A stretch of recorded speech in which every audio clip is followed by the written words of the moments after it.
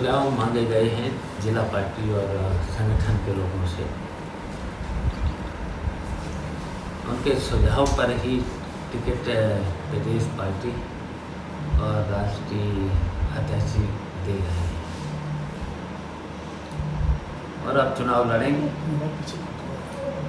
और चुनाव लड़ कर के समाजवादी पार्टी के प्रत्याशी जीतेंगे और जिताएंगे। हम लोग मिल कर के अखिलेश हम मिल कर के सभी अपने कार्यकर्ताओं को निर्देश भी देंगे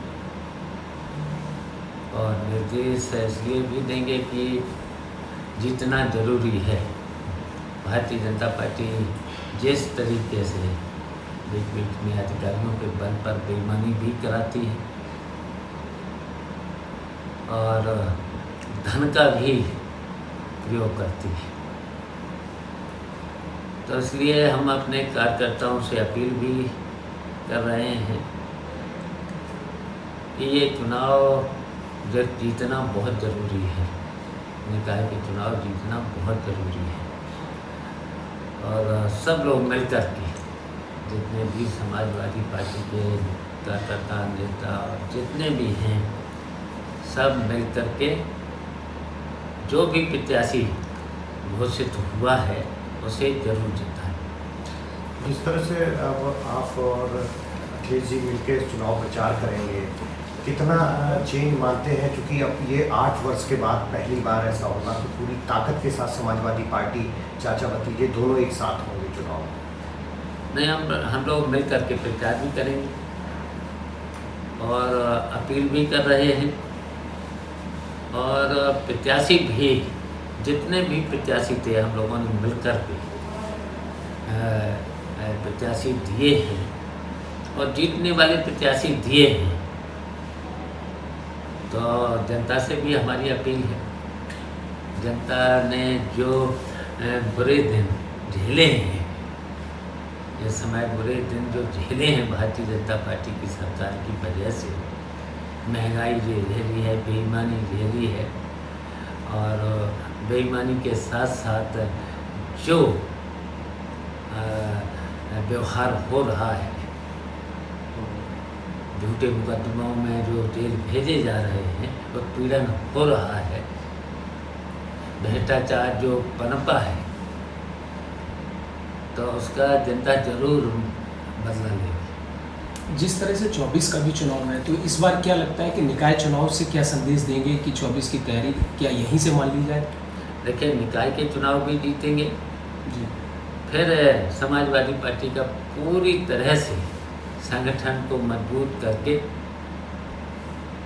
भारतीय जनता पार्टी को देश से हटाए, ये समाजवादी पार्टी का पूरा प्रयास होगा कि 2024 में भारतीय जनता पार्टी की सरकार को हटाए। जिस तरह से कानून व्यवस्था पर तमाम सवाल खड़े हो रहे हैं, सरकार लगातार जो है ऐसी चीज़ें चल रही हैं, तो उस पर आपको क्या लगता है, क्या राजनीतिक दृष्टिकोण भी है इसकी? देखिए, कानून व्यवस्था में पूरी तरह से सरकार फेल है। कानून व्यवस्था पूरी तरह से उनकी ध्वस्त है और भ्रष्टाचार तो इतना है, खुलेआम भ्रष्टाचार, शायद सारे रिकॉर्ड भ्रष्टाचार में सरकार ने तोड़ दिए,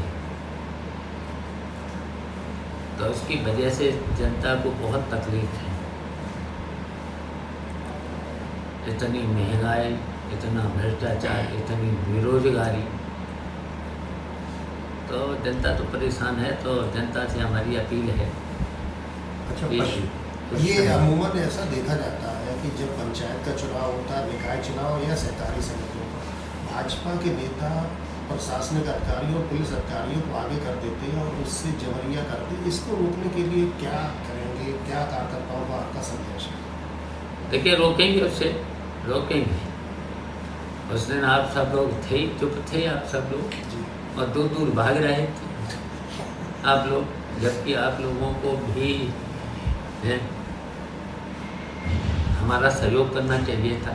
और सहयोग की बजाय आप लोग दूर दूर भाग रहे थे। पता नहीं क्यों मीडिया को तो बिल्कुल आगे बढ़ जाती हम देखना हम चाहिए था। हम तो आपके बगल में खड़े होकर इंटरव्यू कर रहे थे जब जिस समय विधायिका की एंट्री हुई थी, बिल्कुल गेट में हम आप तो इंटरव्यू ही कर रहे थे, उसी समय तो एंट्री हुई थी। इंटरव्यू कर रहे थे, बच के कर रहे नहीं, लेकिन पूरा खुल के उस पर हम लोगों ने आपका बच पक्ष के भी कर पूरा रहे दिया थे, था। बच के कर रहे नहीं हम लोग हाँ भी होना चाहिए। नहीं हम लोग तो बच के नहीं कर रहे मीडिया का काम था ये। नहीं मीडिया का काम जो है मीडिया मीडिया का तो उससे काम। ज़्यादा कर रही है। नहीं ऐसा नहीं था। उधर की आप पूरी खबरें देखेंगे तो वो चलिए पूरा ऐसा पक्ष नहीं के था, जो काम करना चाहिए था मीडिया का होना चाहिए निष्पक्षता से जो काम मैं ही- होना चाहिए मैं ही- था मैं ही मुझे पहुंच- नहीं दिखा।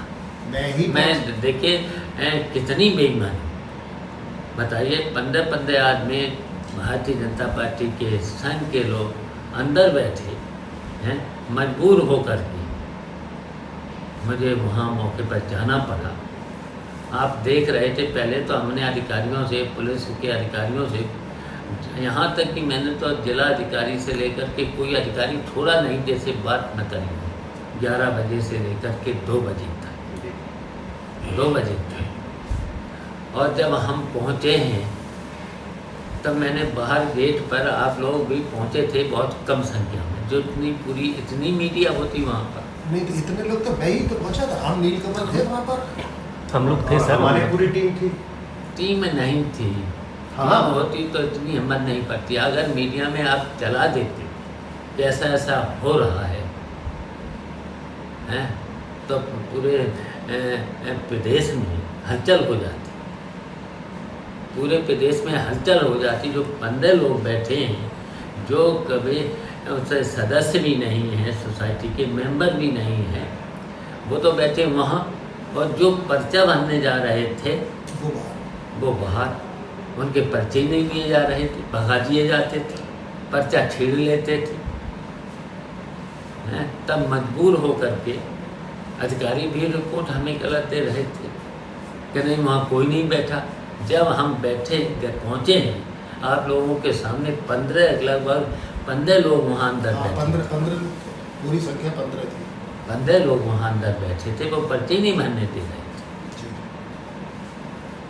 उसके बाद हम पहुँचे किस तरीके से, फिर हमने पर्चा दाखिल किया। उसमें भी चुनाव स्थगित हो गया। उसमें भी बताइए। वो तो स्थगित ही हुआ, रद्द नहीं किया। स्थगित का मतलब है इसी जगह से चुनाव शुरू हो। चलिए चाहे स्थगित करें चाहे रद्द करें, वो तो नियत पर, प्रशासन की नियत और सबकी नियत का पता ही चल गया है। जी। अच्छा, जब भी चुनाव होगा, जब भी चुनाव होगा तब जीतना ही है। बिल्कुल। निकाय चुनाव पर- देश में कई नेताओं की तरफ से ऐसी मांग की जा रही है कि जातीय जनगणना कराया जाए। तो जातीय जनगणना को लेकर के आपकी क्या मांग और आपकी क्या राय है? देखिए जातीय जनगणना जरूर होना चाहिए।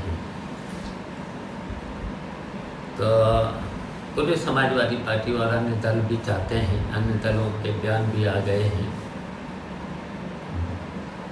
राहुल गांधी जी का भी बयान आ गया है। हाँ सही है कि वो उन्होंने कहा है कि दिल्ली में हम कराएंगे जाएं। और उस तरीके से देखिए उत्तर प्रदेश में तो अखिलेश ही करा पाएंगे जनगणना, और जनगणना जरूरी भी है। आरक्षण जब जनगणना होगी तभी आरक्षण भी लागू होना है। अच्छा, जिस तरह निकाय चुनाव को लेकर पश्चिमी यूपी में आरएलडी अपने प्रत्याशी घोषित कर रहा है, कई जगह उसने अनाउंस कर दिए, तो किस तरह से देखते हैं समाजवादी पार्टी और आरएलडी के बीच में सब कुछ ठीक है क्या? हाँ बिल्कुल ठीक है, बिल्कुल ठीक है। और आरएलडी के प्रत्याशी भी उन्होंने भी उतारे हैं, समाजवादी पार्टी ने भी उतारे हैं, लेकिन आरएलडी का और समाजवादी पार्टी का ठीक है, बिल्कुल ठीक है तालमेल से। जम्मू कश्मीर के पूर्व राज्यपाल हैं सतपाल मलिक जी, उन्होंने पुलवामा हमले को लेकर के एक बात कही है कि हमने सरकार को पहले आगाह किया था, अगर प्लेन दे दिए गए होते तो ये हमारे सैनिक जवान शहीद नहीं होते। क्या उनकी राय से आप भी मेल खाती है आपकी भी राय से? देखिए, बहुत सीनियर लीडर रहे हैं और गवर्नर भी रहे हैं और वो उनके और नेताजी के संबंध भी अच्छे रहे हैं। साथ साथ काम भी किया है। राष्ट्रीय लोकदल में जब गौरी साहब थे ना, तब साथ साथ काम भी किया है, एक पार्टी में काम भी किया है। देखिए, उनकी विचारधारा भी समाजवादी रही है। तो देखिए, उन्होंने बिल्कुल, जब वहाँ के गवर्नर थे तो उन्होंने प्लान की बात कही, तो प्रधानमंत्री को प्लान देना चाहिए था। लेकिन जो वहाँ पर घटना हुई है, अगर प्लान दिए होते हैं ना तो घटना नहीं होती। लेकिन भारतीय जनता पार्टी के लोगों को तो चुनाव के समय फ़ायदा उठाना है इस तरीके की घटनाएं करा करके। जब जब चुनाव आने को होता है तब इस तरीके की घटनाएं जानबूझ करके करा दी जाती हैं। तो ये चुनाव की दृष्टिगत जो अतीक वाली घटना हुई और उनके और भी परिवार की हो रही, क्या ये चुनाव का ही स्टंट है सरकार? देखिए, अतीक, वैसे अतीक के बारे में तो जानते हो, बहुत बातें हैं। आप लोग भी कभी कभी इस तरीके की बातें, पहले तो ये 89 में निर्दलीय विधायक हुए थे, 92 में भी निर्दलीय हुए थे, 96 में भी निर्दलीय विधायक हुए थे। अच्छा, फिर उसके बाद एक बार समाजवादी पार्टी से भी विधायक हुए, MP हुए। और जब कोई, देखिए, घटना इन्होंने जब हुई तो उनको FIR हुई तो उनको समाजवादी पार्टी की सरकार में भी गिरफ्तार करके जेल भेज दिया गया। तो अदालतों ने भी कई बार इनके, जो भी थी अदालतें ने भी संज्ञान में लिया है, सजाएं भी। अगर कहीं पर भी हत्या हुई थी उमेश पाल की, तो पूरी तरह से गिरफ्तार करना चाहिए था और घटना होनी भी नहीं चाहिए था। जब गनर था, सब सुविधाएं थी, तो पूरी तरह से, देखिए, लाइन ऑर्डर इनका फेल, इंटेलिजेंस फेल। क्यों नहीं पकड़ पा रहे थे? क्यों घटना हुई? और उसी तरीके से देखिए, अतीक और इनके जो, वैसे ठीक है, जेल में थे, जेल से बाहर आए, पुलिस संरक्षण में थी, पुलिस संरक्षण में थे, और ऐसी घटनाएं हो जाए तो इनका तो फिर लाइन ऑर्डर कहाँ बरसा? Intelligence fail, line order fail, तो पूरी तरह से सरकार की, देखिए, विफलता। अब जब पूरी सरकार की विफलता है तो इस तरह की ये जो बातें हो रही हैं, विफलता को छिपाने के लिए, लाइन ऑर्डर जो ध्वस्त है, अभी देख ही लिया लाइन ऑर्डर इनका। और फिर जो भी हत्या करने वाले लोग हैं, कितना फोर्स लगा था, कितने अच्छे फोर्स पर हथियार थे, तो क्या उनका प्रयोग किया गया? और फिर हिम्मत कैसे पड़ी ऐसे अपराधियों की थाने में, और बिल्कुल मेडिकल कॉलेज में जहाँ कराने जा रहे थे, तो क्या इनकी इंटेलिजेंस की फेलियर्स नहीं था? तो पूरी तरह से। अच्छा, फिर देखिए, इस तरीके की घटनाएं, तो फिर अदालतों का काम है ना सजा देना, और ये सब इस तरह के अगर इनकाउंटर होने लगे इस तरीके, तो फिर अदालतों का फिर काम कहाँ बचा है? फिर तो इस तरीके के ये कानून और अदालतों का फिर काम कहाँ बचा, फिर क्या ज़रूरत है अगर कानून और ये सब। तो पूरी तरह से देखिए सरकार का फेलियर है। जो निकाय चुनाव होने जा रहा है ये क्या निष्पक्ष लग रहा है कि होगा पूरी तरीके से? देखिए हम तो यही आयोग से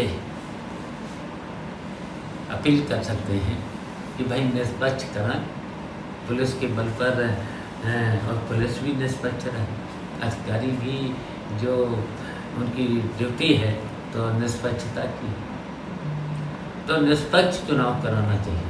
लोकतंत्र में बिल्कुल निष्पक्ष चुनाव होना चाहिए और प्रयास होगा कि चुनाव हमारा तो ये चुनाव है निष्पक्ष हो, और जहाँ अगर बेईमानी करेंगे वहाँ समाजवादी पार्टी मुकाबला भी करेगी। लेकिन आप लोगों के भी सहयोग की तो ज़रूरत है, लेकिन आप लोग छिप के और छिप के काम मत करिएगा।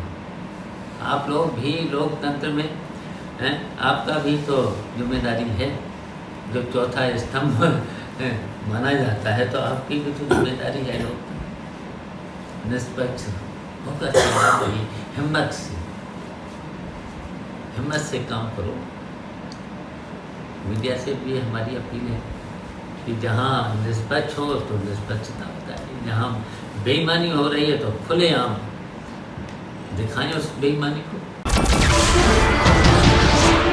नमस्कार, मैं हूं मानक गुप्ता। अगर आपको हमारा ये वीडियो पसंद आया हो तो इसे लाइक और शेयर जरूर करें, और हां, हमें सब्सक्राइब और फॉलो करना ना भूलें ताकि आप देश और दुनिया की कोई खबर मिस ना करें। तो जुड़े रहिए हमारे साथ और देखते रहिए न्यूज़ 24।